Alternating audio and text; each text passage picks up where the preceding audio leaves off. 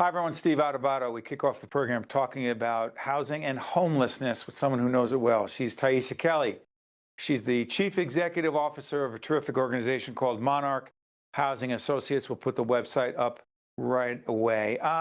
Taiisa, thank you so much for joining us. Thank you for having me. Describe the organization.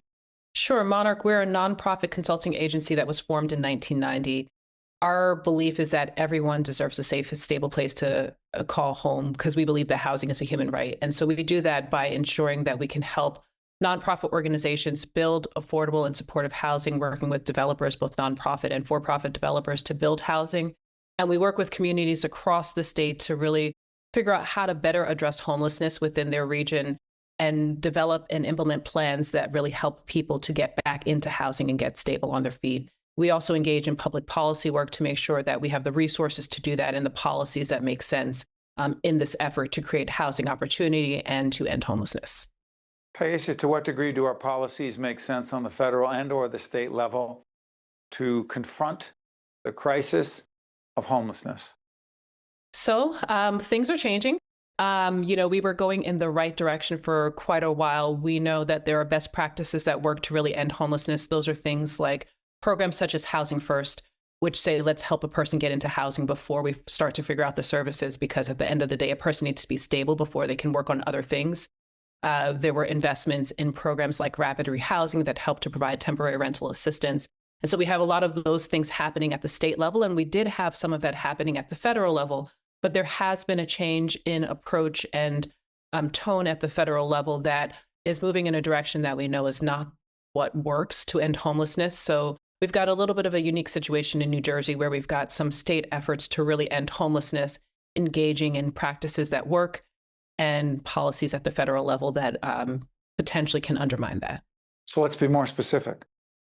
Name a policy coming out of the federal government through the Trump administration that you would argue is not helpful as it relates to the homelessness crisis in our state and the nation. Sure. So recently, at the end of July, there was an executive order that was released or signed called Ending Crime in Our Streets.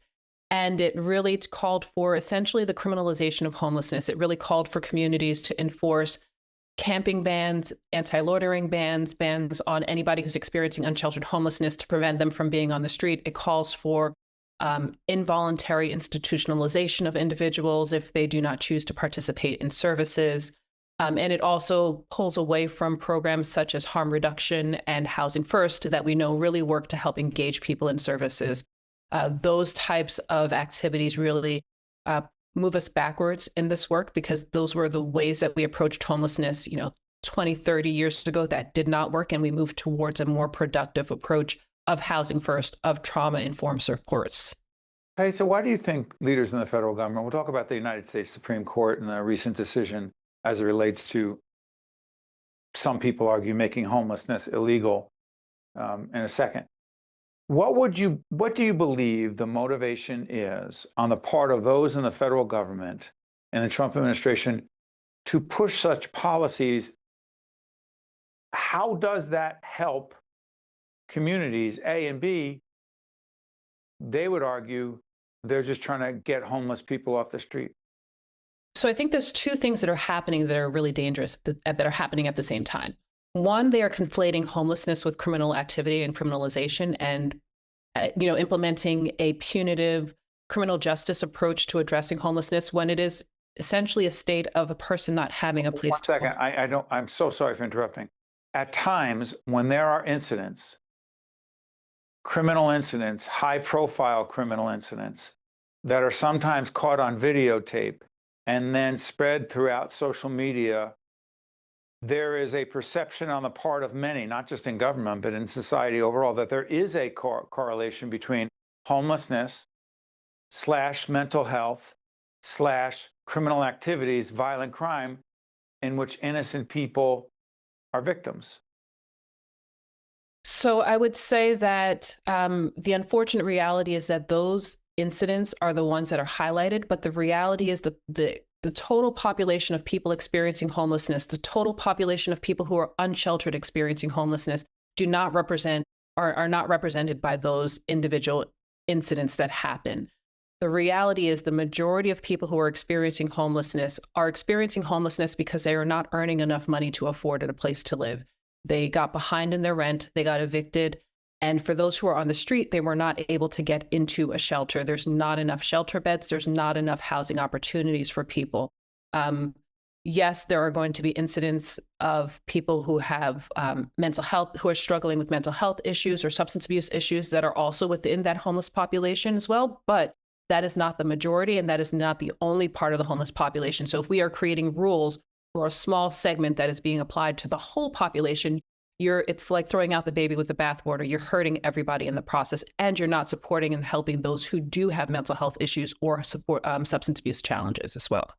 What did the United States Supreme Court, Taiisa, rule as it relates to communities around the country being able to create ordinances that make homelessness a crime? Is that it? Yeah, so in 2024, with the Supreme Court made a ruling in the Grants Pass, Oregon versus Johnson case, which said that it was perfectly fine for communities to pass local ordinances that made it illegal to camp or sleep in public places. The challenge is that that type of ordinance ignores the reality of accessibility of shelter beds. It assumes that there is a place for people to be when there's actually no place for many people to go. So we do not want to see people on the street, but if there is no place for them to go, we should not be then pushing them to jail or to institution when there is no other available option for them. There'll be a new governor in New Jersey in January 2026. What's the number one issue in your mind they should take on and deal directly with whomever is elected governor in January of 2026 as it relates to the issue of homelessness and, frankly, affordable housing, which are not disconnected? Yeah, they're intimately intertwined.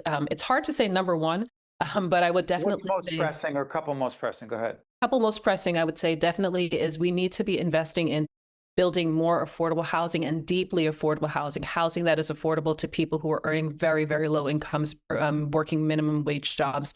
That is going to make it easier for folks to maintain their housing and avoid the homeless service system. Hold on a second. Does that go beyond Section 8 housing that is more affordable? Hey, you're building this development, a percentage of those apartments or those dwellings, whatever they are, they have to go to people who are under a certain income guideline. Is that what we're talking about? Yes, that's exactly what we're talking about. We need more Section 8 housing. We need more housing that have vouchers attached to it. We also need more landlords in the open market that are accepting vouchers and that are renting to people who have vouchers, because that's the other half of the challenge, is that folks do sometimes have a voucher and have a really hard time finding What's a voucher? What do you mean? A voucher meaning it can be a state rental assistance voucher, a Section 8 housing choice voucher, something to help them pay their rental assistance long-term or short-term. And we do have landlords that are not always willing to accept those vouchers, even though they're supposed to in New Jersey, even though it's illegal to deny a person for a voucher. That still happens in the state. And so we need to both build housing that is dedicated, but we also need to open up the market of existing apartments within the state. We need to, as a state, we need to be investing in and confirming that we are a housing first state, and investing in the services to help people get into housing and help a person navigate the process of getting into housing.